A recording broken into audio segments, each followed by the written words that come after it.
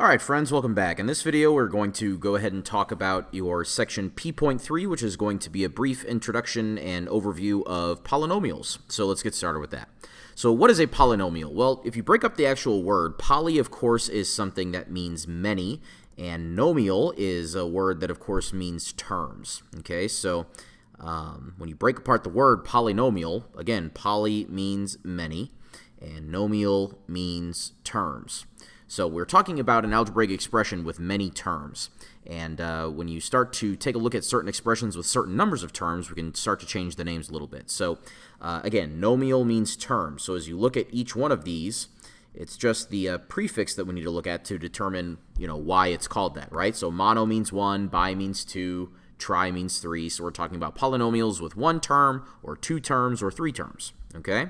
And the degree of a polynomial is going to be the highest power that you see in the polynomial. So, for example, if we were to take a look at this monomial up here, the degree would, of course, be 1, because that's the highest exponent that we see.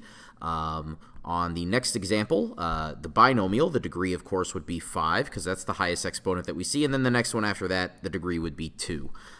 So the highest exponent that you see is always the degree. The leading coefficient is going to be the coefficient of the highest term. So in this case, the leading coefficient would be 6 on this monomial, it would be 3 on this binomial, and it would be 4 on this trinomial. Okay, so it's the number in front of x on the highest exponent that you see in your polynomial.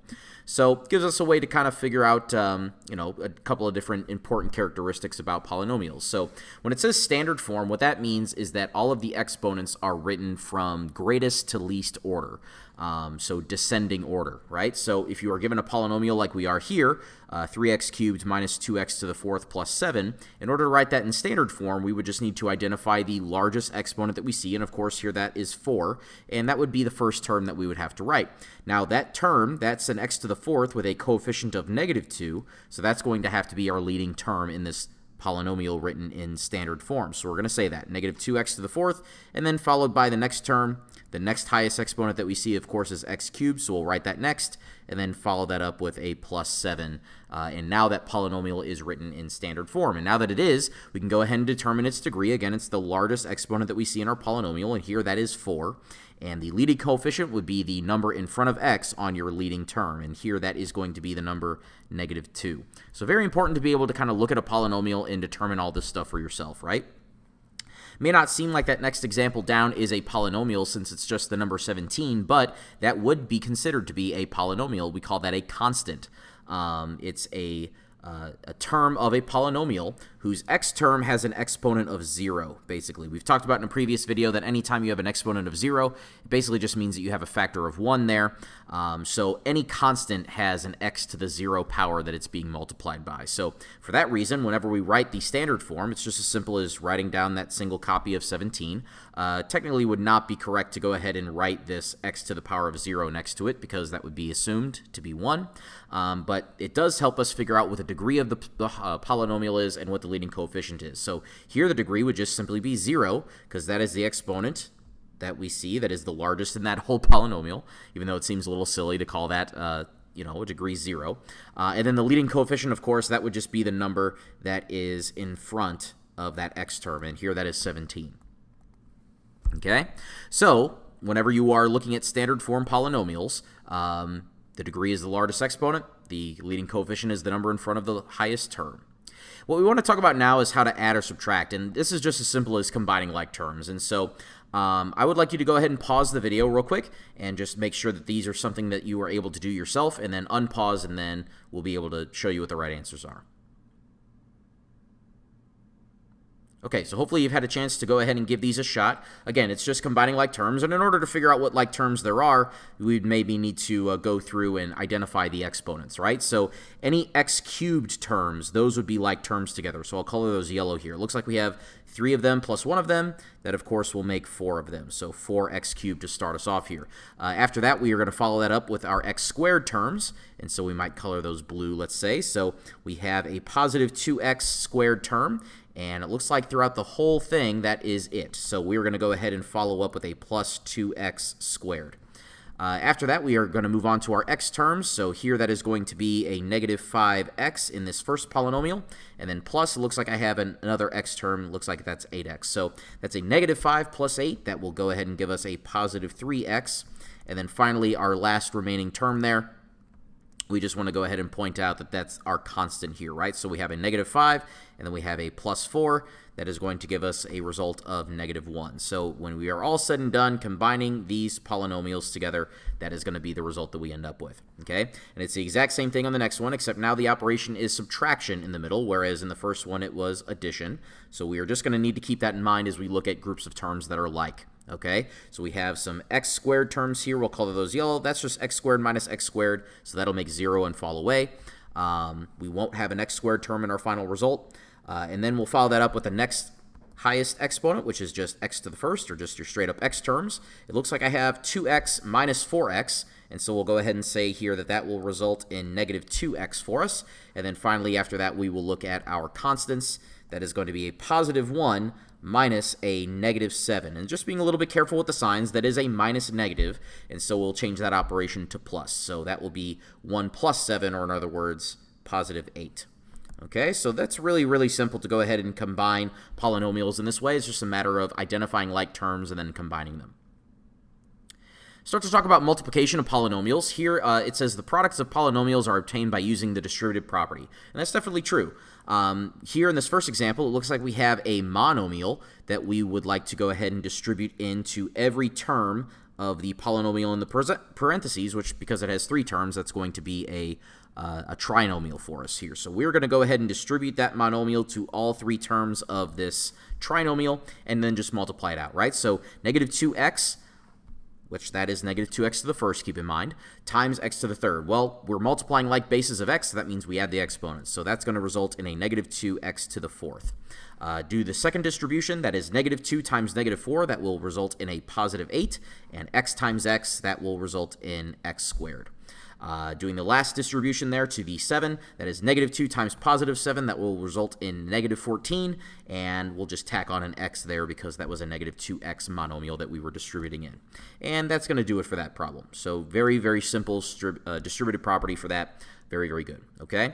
You can even look at a binomial times a binomial as distributing in. So we can even look at this problem right here as distributing in a binomial in this way. So distribute that whole binomial to the 2 terms of the other binomial. And we could do it this way, no problem. So that would be the 3x minus 1 times the x term of the second binomial.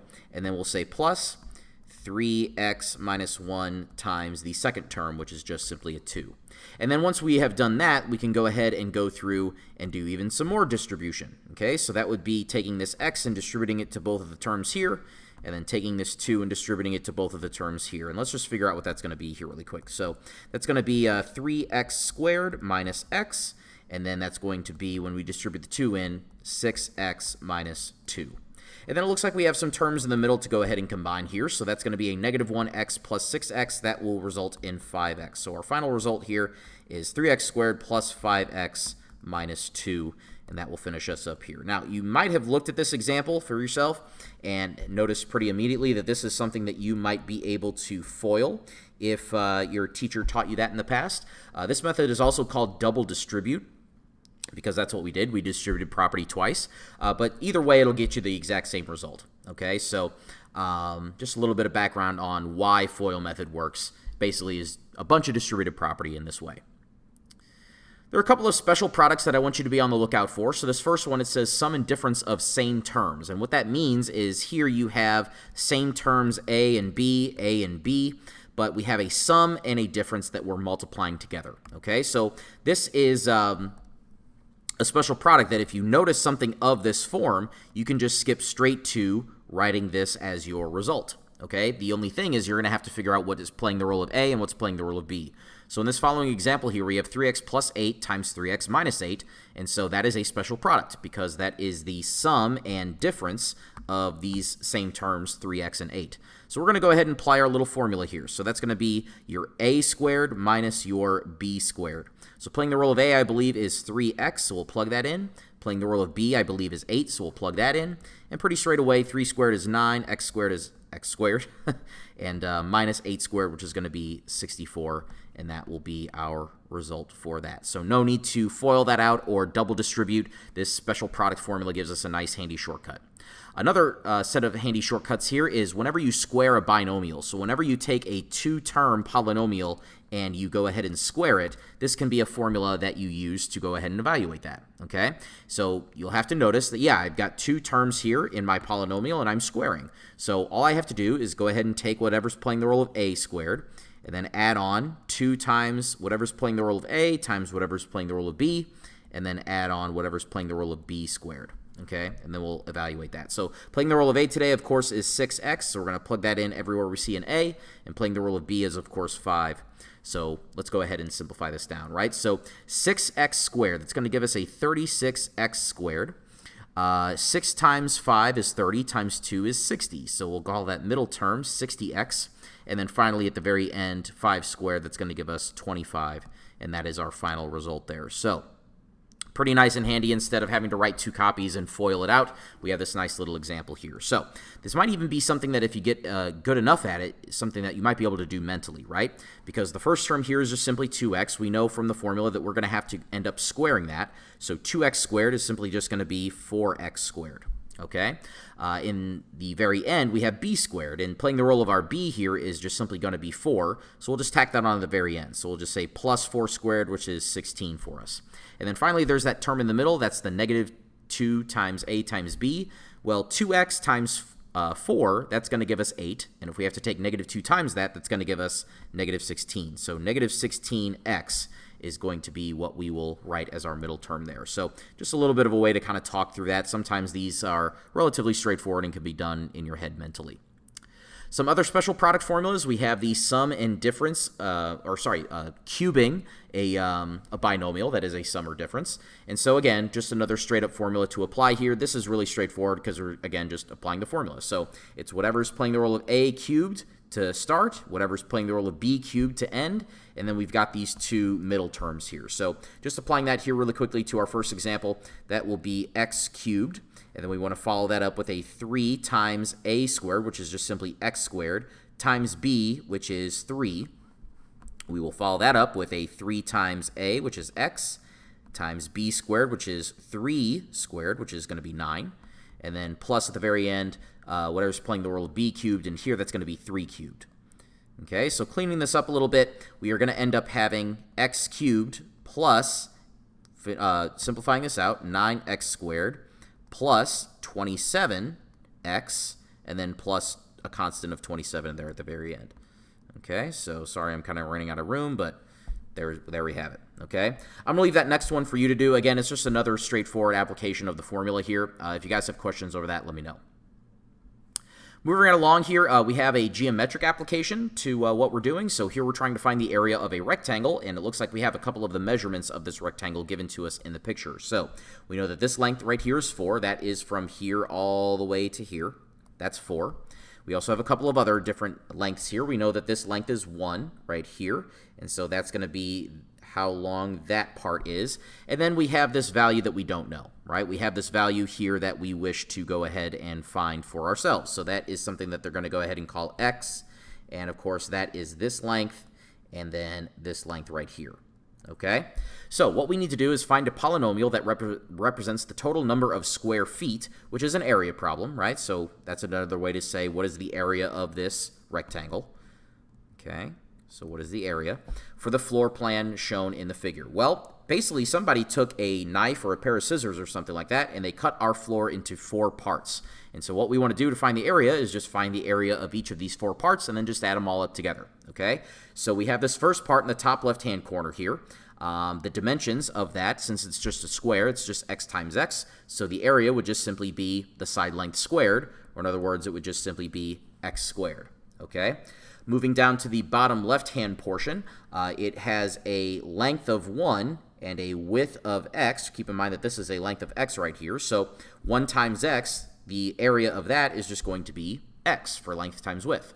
Over here in this top right-hand part, its dimensions are x by 4, and so finding the area of that here really quick is going to be 4x, length times width, and then same thing down here, we have dimensions of 1 and 4. So if we multiply those two dimensions out, we're going to get 1 times 4, which is just simply 4. And now if we're trying to find the total area of everything, we just have to add up our 4 parts. X squared plus 4x plus x plus 4. So I'll say this over here. A is equal to all 4 parts added together. And you could definitely see there that we have some like terms to combine. Our x terms in the middle here. So we could finally say here that the area is equal to x squared plus 5x plus 4. And that will be our final result. So that is a relationship between the area of the entire floor plan and that length that we didn't know. If we happen to measure that length or figure it out, we could figure out what the entire area of this floor is. So there we go. So that is going to do it for this video for P.3. This is your assignment that I would like you to do out of the textbook. You could be doing that online through Schoology, so make sure you are able to find that online assignment. And if you guys have any questions, as always, feel free to let me know. But that's going to do it for this video. Thank you very much for your attention, and I will speak to you in the next one.